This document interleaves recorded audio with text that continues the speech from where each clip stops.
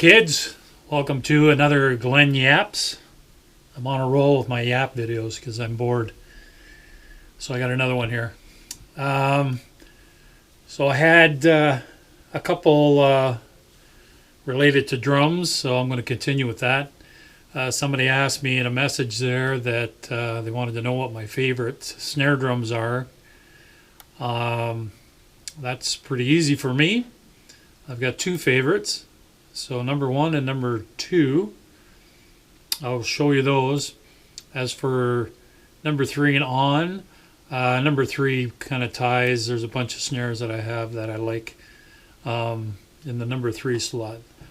But we'll start with my second most favorite snare. It is a custom, one of a kind, one only, Ghekko Custom Maple Drum. And this company was started by me. Quite a few years ago, I built custom snare drums. I also built one custom kit. So this snare I built for this custom kit. I'll show you pictures of the drum set as this video goes along. I built 32 snares, if I remember right. I built a couple of toms, 3 or 4 toms I think, and one complete kit. So I own the only complete Ghekko Custom Drums kit. The snares I sold locally and a few out of town. Most of them were maple. Most of them were anywhere from 8 ply to 14 ply. Some had wraps, some had lacquer colored finishes. Most of them are wraps. My snare is 12 ply, really thin 12 plies. I bought the slugs, the actual shells in length. I cut them to the depths I wanted. And I bought the bearing edge machine that cuts the bearing edges. Now, when I was doing it back then, the machine actually put the shell on top of the machine, and it would spin the shell itself in the cutter. It's real simple. It's a small design, but nowadays you can use a router with a bearing on it. But with the machine I have, I can change the angle of the bearing edges from 45 to 60 to 30, whatever you want. So I also bought the hole drilling template machine. It's just it's a real small thing. I bought it from a company called Stuart McDonald. They do a lot of guitar stuff, but they were into drum stuff for a while. So anyways, I did that for I think a couple of years, and then it got to the point where I was like, it wasn't fun anymore. I did it originally for myself, and then a few people asked, can you build me one? Can you build me this and build me that? So I did, and then it got to be a pain in the butt. So so I can appreciate what these companies go through. I did it just for myself because I didn't like where the cost of drums were going. And they're even worse now. But I know just from my own building how cheap I can build a drum compared to what I can buy it. I saved astronomical amounts of money. So the shells are Keller shells. I bought directly from Keller because if you buy from Keller, you have to buy so much. You have to buy so many of what I call slugs to make these drums. So anyways, I bought a whole bunch. I cut them all up and made snares out of them. And the toms that I made, like I say, 3 or 4 toms. A lot of guys were looking for add-ons to their, I remember one in particular, a pearl drum set. They wanted die-cast tubes, so I had a supply house where I got the stuff for the lugs. And I even had some special lugs made for this one kit, the one kit I made for myself. And now that I had these made, they're real simple, but they're all solid brass. So I had this company make them, and they ended up sticking with that for something else to sell to other people. But they're pretty cool, simple, but I like them. Anyways, so this is a custom maple Ghekko drum. This is one of my own. I built this.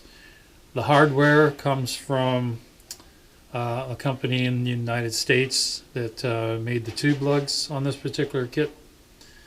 There's felts between the tube lug and the shell itself. Everything is brass. So over time the brass will darken. It's already darkened quite a bit, and it'll bring out a nice patina in it that'll look vintage. I wanted to make a drum that had a vintage look. Now the one thing I didn't want was a traditional looking snare release. I went with a standard style, more modern day one. And I put one of each on both sides. Like you can see, it's the same one on both sides, where I can totally adjust it. And if I had to, I can adjust where the strainer goes here. By loosening this side, tightening this side, I can actually move the strainer over rather than having to grab, you know, in this case, this one doesn't have screws, but the key to do it. It's just, I found that to be a pain for slight adjustments. So, and I'm glad I did, because it worked out great. Having two adjusters on either side, and I can release it from either side. So, also put the heavy-duty air hole in it. I stained the inside. It's like a magenta, not maybe a, can't really say what the color is, but what you can't see on this finish is there's actually black up at the top, and it goes into a purple, and then a kind of a soft pink, and then it's a natural. So this was all airbrushed. I had a Lazy Susan. I just put this on the Lazy Susan and spun the Lazy Susan while I airbrushed the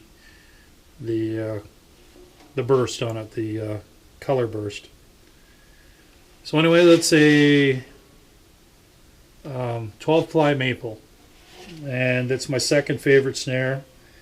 The snare beds, I cut those by hand and then file them down nice, and it turned out great. The snare is killer. I love it. It was my go-to snare for years since I built it. But I don't like to use it live too much anymore, just in case of damage. But I definitely use it for my studio, and I do bring it out and practice with it often. Okay. So these drums are a toss-up. Number 1 and 2, they're pretty close. But my favorite go-to snare is this one. Let's see, which is a Slingerland. This is an absolutely mint. Absolutely mint. 1958 Slingerland. Mahogany shell with maple reinforcing hoops. And what's even more rare about this kit is these sparkles. These sparkle, this is a 4-color sparkle. So you basically have a rare thing right there, because you never saw 4-color sparkles too much. I actually bought this drum in the United States, sitting in a Salvation Army. And with it was what do they call it? The Zildjian Earth Ride. And so I snagged both, and I still use them. I love the Earth Ride. Earthride is very dry sounding. It's an ugly looking cymbal, but you hear beautiful stick definition with it. So anyways, this is my favorite snare. Neil Peart had a Slingerland snare through most of his career that he loved, and then he retired it. This this drum here sits with my Yamaha drums all the time now. That's where I record, and I record this one the most. And the only reason why I'm doing a video of this is because I had to take it apart, because the two little retaining screws that hold the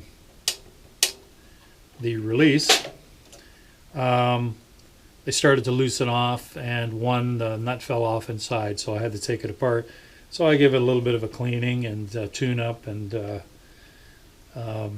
then retighten the screws, put them back together, and it's good to go. It's got the standard reverse lip heavy duty rims on it. I use Aquarian heads on these two snares only.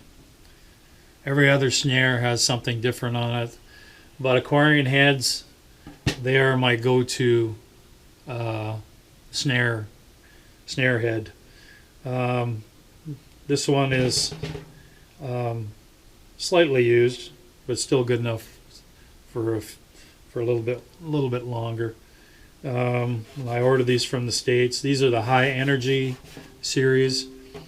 I don't know, they just bring out a little bit more fatness to the snare, and they still have great response.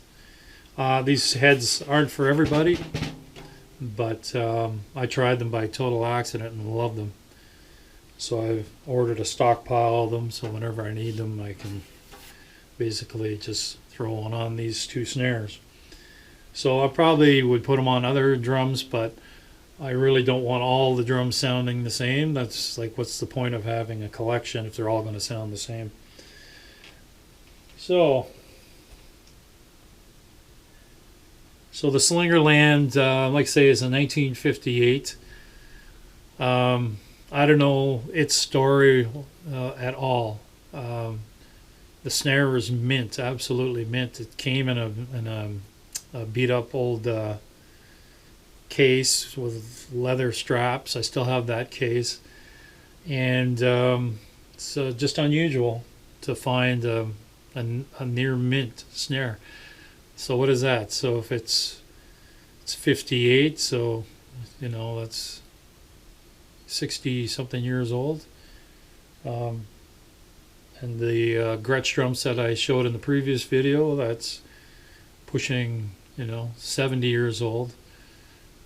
So there are some great old vintage drums out there that were well taken care of that you can find. I just walked in by total luck and saw this. I knew it was a snare box. You had a 50-50 chance it was either a snare box or a hat box from back in the day. I knew it was a snare box. Opened it up and it was like, okay, sold.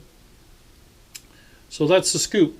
It doesn't have the original heads, but it has the original strainer, which I love, because if you have the original strainer, 9 times out of 10 you can almost duplicate the sound they had back at that time with that strainer. So finding original strainers is very hard on drums. Most of the time they break. They were soldered together, so the strands break. So that's it for the first, number 1 and number 2 in my favorite snares in my collection. Number 3's, I did one on a Dave Weckl snare. It's a signature one. I think mine was, I forget what the number on it, might have been 2,400 and change for that snare. They didn't make too many of them. What other ones? I've got some Superphonics that are nice. I have a deep one like John Bonham that is beautiful.